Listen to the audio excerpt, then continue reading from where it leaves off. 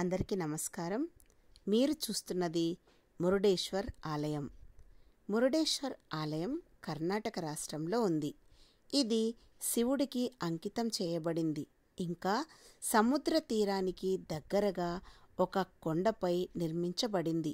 ఈ ఆలయం 37 మీటర్ల ఎత్తైన శివుని విగ్రహం, ఇంకా 237 అడుగుల ఎత్తైన ఆలయ గోపురానికి ప్రసిద్ధి చెందింది.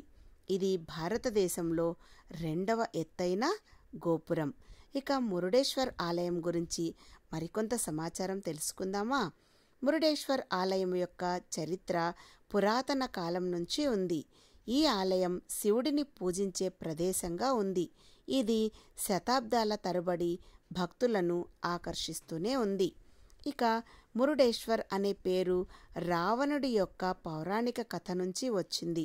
ఇది శివుడికి అంకితం చేసిన ప్రదేశంగా భావిస్తారు. ఆలయ సముదాయం సముద్రం పక్కన ఉన్న కొండపై ఉంది. ఈ ఆలయం 237 అడుగుల ఎత్తైన గోపురానికి ప్రసిద్ధి చెందింది. ఇది భారతదేశంలో 2వ ఎత్తైన గోపురంగా చెప్పుకున్నాం. ఇక ఈ ఆలయంలో 37 మీటర్ల ఎత్తైన శివుని విగ్రహం ఉంది.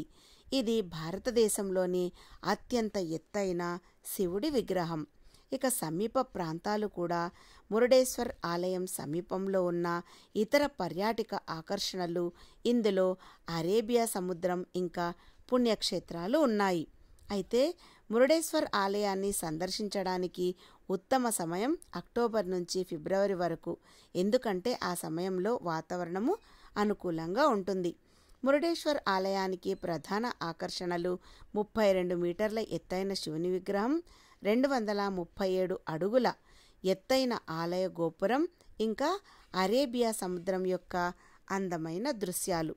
ఇంకా రాజగోపురం 237 అడుగుల ఎత్తైన గోపురాన్ని మురుడేశ్వర పట్టణం అని కూడా అంటారు. త్రేతాయుగం ప్రపంచంలోనే రావణాసురుడు శివుని గురించి అకుంఠిత తపస్సు చేసి మెప్పించి ఆత్మలింగాన్ని భూలోకానికి తెస్తాడు.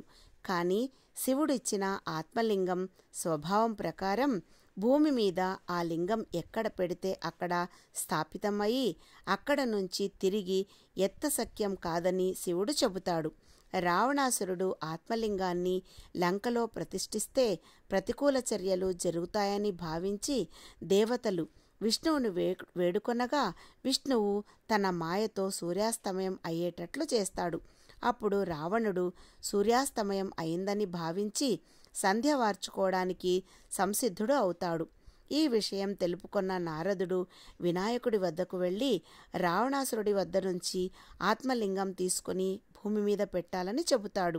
అప్పుడు వినాయకుడు నారదుడు కోరినట్లు రావణాసురుడు సంధ్య వార్చుకునే సమయానికి బ్రాహ్మణ వేషంలో వెడతాడు. ఆ బ్రాహ్మణ బాలకుడిని చూసిన వెంటనే రావణాసురుడు తాను సంధ్య వార్చుకొనవలసిన కారణము ఆ బాలకునికి లింగాన్ని పట్టుకోవలసిందిగా కోరుతాడు. అప్పుడు వినాయకుడు లింగం చాలా బరువు ఉంటే తాను ఎక్కువసేపు మోయలేనని, మోయలేకపోయే సమయం వచ్చినప్పుడు 3 సార్లు పిలుస్తానని, రావణాసురుడు రాకపోతే ఆ లింగాన్ని భూమిపైన పెడతానని చెబుతాడు. రావణాసురుడు అందుకు అంగీకరించగా వినాయకుడు లింగాన్ని తన చేతులలోకి తీసుకుంటాడు.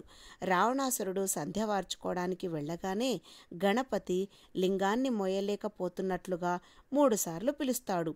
సంధ్య మధ్యలో ఉండడంతో రావణాసురుడు అక్కడకు వచ్చేటప్పటికే వినాయకుడు లింగాన్ని భూమి మీద నిలుపుతాడు. రావణాసురుడు వచ్చి లింగాన్ని భూమి మీద నిలిపినందుకు గణపతి నెత్తి మీద మొట్టుతాడు. గణపతి నెత్తికి గుంట పడుతుంది. వినాయకుడు భూమి మీద నిలిపిన స్థలం గోకర్ణ మురుడేశ్వర లింగం పడిన భాగాలలో ఒక ప్రదేశం. విష్ణువు తన మాయని తొలగించగా వెంటనే సూర్యుడు ఆకాశంలో మళ్ళీ కనిపిస్తాడు. ఈ విషయాన్ని గ్రహించి రావణుడు ఎంతో కోపోద్రిక్తుడై ఆత్మలింగాన్ని తన చేతులతో పెకిలించ ప్రయత్నం చేస్తాడు. ఆత్మలింగం పైనున్న కవచాన్ని విచ్ఛిన్నం చేసి విసిరేస్తే గోకర్ణకు 23 కిలోమీటర్ల దూరంలో సజ్జేశ్వర అనే ప్రాంతంలో పడుతుంది. లింగంపైనున్న మూత తొలగించి విసిరివేస్తే అది గోకర్ణకు 27 కిలోమీటర్ల దూరంలో ఉన్న గుణేశ్వరలో పడుతుంది. లింగం పైనున్న వస్త్రాన్ని విసిరివేస్తే అది కందుక పర్వతం పైనున్న మృదేశ్వరలో పడుతుంది. ఆ పేరు కాలక్రమంలో మురుడేశ్వరగా మారింది. ఇవండి మురుడేశ్వర దేవాలయం యొక్క విశేషాలు. మీకు గనక ఈ వీడియో నచ్చినట్టయితే లైక్ చేయండి. ధన్యవాదాలు.